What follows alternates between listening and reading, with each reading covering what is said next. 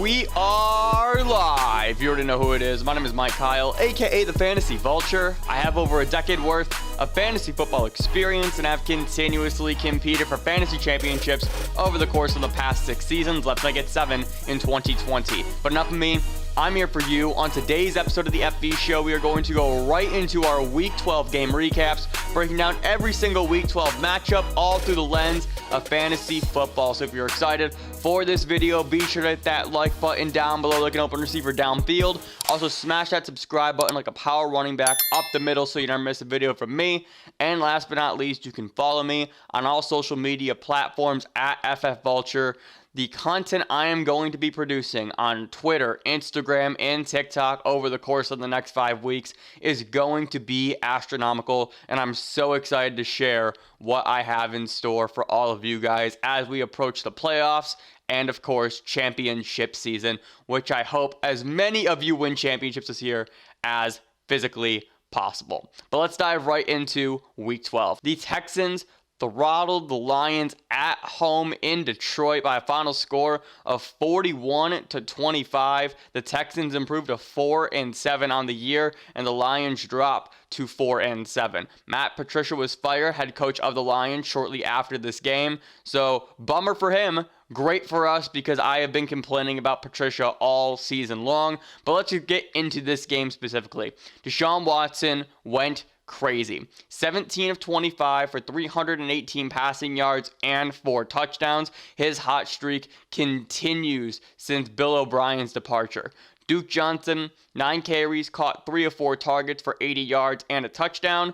Will Fuller went nuclear once again. 7 targets, 6 receptions, 171 yards, and 2 touchdowns. And Brandin Cooks had a fine game as well. 85 receiving yards, catching all 5 of his targets. Will Fuller has had double-digit fantasy games in 9 out of 11 contests. There was the Week 2 dud versus Baltimore where he was injured with that hamstring, and then there was last week as well. But other than that, Will Fuller has been spectacular for fantasy purposes.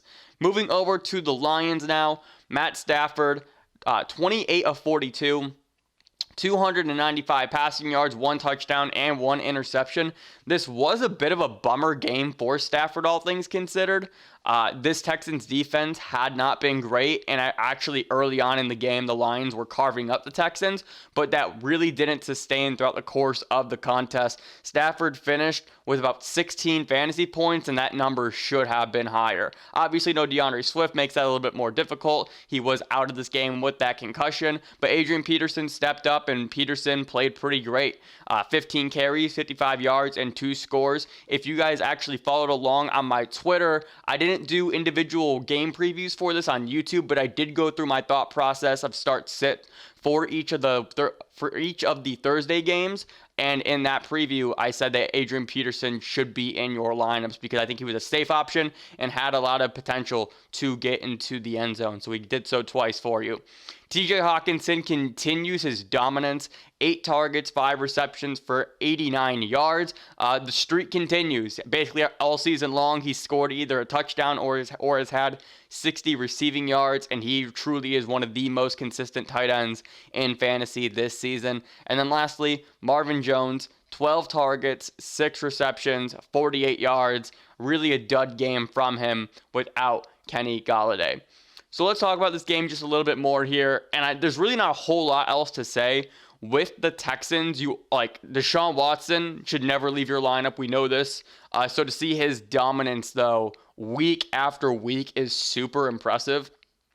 You look at his upcoming schedule, though, things are going to get a little bit rocky, and that kind of concerns me, especially as we enter the fantasy playoffs. So the next 3 weeks is Indianapolis, Chicago, then Indy again, and that really is just a brutal run for a team to go through. It's very similar to what the Titans just went through, and we saw how Ryan Tannehill kind of struggled in those matchups. So I do have some concern over the Texans offense going forward. How much is yet to be decided because they have been so dominant as of late, but it is just something to kind of keep in the back of your head. Hey, your Texans offensive pieces you might not be able to rely on them to the level that you have recently in terms of fantasy purposes. David Johnson should be back next week, if I'm not mistaken, from that concussion, so that's good news if you are the David Johnson owner. Will Fuller and Brandin Cooks are great. They should pretty much be in your lineup every single week. Obviously, we'll see how that changes in the upcoming weeks, but as of now, these are guys that should be in your lineup pretty much as often as you can get them in, depending on who your other wide receivers are. Moving over to the Lions now real quick. Again, Stafford, just that down game. We know that the Texans have been giving up fantasy points left, right, and center. And the Lions' upcoming schedule can be a bit difficult. I'm actually more optimistic just because with the way that the Lions' defense is, and I guess the same thing can be said for the Texans in that regard too. Both these defenses are bad, so if these teams want to win games, they have to put points up on the board. And with the Lions' upcoming schedule being Chicago, so like that's not a matchup that is not a matchup I'm excited about because of the fact that Chicago's offense is bad, and so is Detroit's at this current moment in time. So that is going to be a defensive battle more than anything. So I'm down on the Lions probably in Week 13, but then they got Green Bay, Tennessee, Tampa, and Minnesota to round out the year. That's not a bad schedule, all things considered.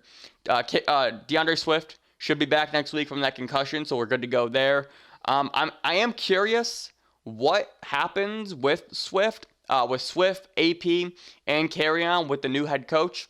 I forget who they labeled as the interim at this current moment of time.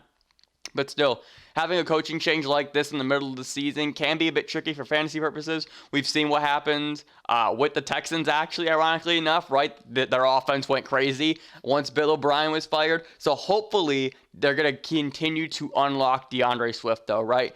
If you guys remember last week, 2 weeks ago, before Swift went out with that concussion versus Washington, he had 75% of the snaps, 16 carries, 5 targets through the air, and Swift was the workhorse of that week versus Washington's football team. So hopefully we get back to that throughout the rest of the season. Marvin Jones is who I actually really want to talk about right now. We don't really know when Kenny Golladay is going to be back. There is the expectation that he'll likely be back next week. Next week, wait, I read the 6th versus Green Bay, but the 6th would be versus Chicago. So, that's interesting. Regardless, Kenny Golladay should be back, and that means one of two things for Marvin Jones. That means that Marvin Jones is going to go back to his role as the number 2 and maybe have a little bit more consistency because Marvin Jones has proven essentially that he cannot do it as the number 1 wide receiver. But then that also means that the targets that we've seen so far from Marvin Jones, having 12 targets this game, we know he's been really involved over the course of the past several contests actually, 10 targets, 7 targets, 6. That number is going to go down substantially. So we thought that we could rely on Marvin Jones during the absence of Kenny G, and now we might not be able to rely on him pretty much at all. Like, he's just a guy who I'm really having trouble trying to figure out just how viable he actually is going to be. He put together a nice string of games while Kenny G was out, 3 straight games with a touchdown. But even still, what happens when Kenny G comes back? Are we going to be confident starting Marvin Jones in those matchups when it is championship week, when it is win in advance, right? So it really is just about trying to figure out what your team looks like. Pretty much just tier out your wide receivers, tier out your running backs, and figure out the realm of possibilities that it would take for you to start Marvin Jones. And that's pretty much your answer as to how you know when to start some of your bench wide receivers or some of your bench running backs as well. TJ Hawkinson is also great. Like, that's just it. Like, send tweet. TJ Hawkinson truly is such a spectacular talent. He was feasting upon the Texans defense early on, and then for whatever reason, they just inexplicably stopped throwing to him. He finished the game with 8 targets. He probably should have had at least 12. He was playing that well. They ran a few trick plays. He was wide open down the middle of the field, and his schedule is pretty nice with Chicago, who actually gives up a good amount of points to the tight end, Green Bay, Tennessee, Minnesota, and Tampa. So I'm really excited about Hockenson for the rest of the year. If you guys enjoyed this video, be sure to hit that like button down below, like an open receiver downfield. Also, smash that subscribe button like a power running back up the middle so you never miss a video from me. Last but not least, you can follow me on all social media platforms at FFVulture. Again, the content that is going to be coming out is insane. I'm so excited to show you guys what I have in store. And last but not least, remember, people come and go, but fantasy championships are forever, and I will see you in the next video.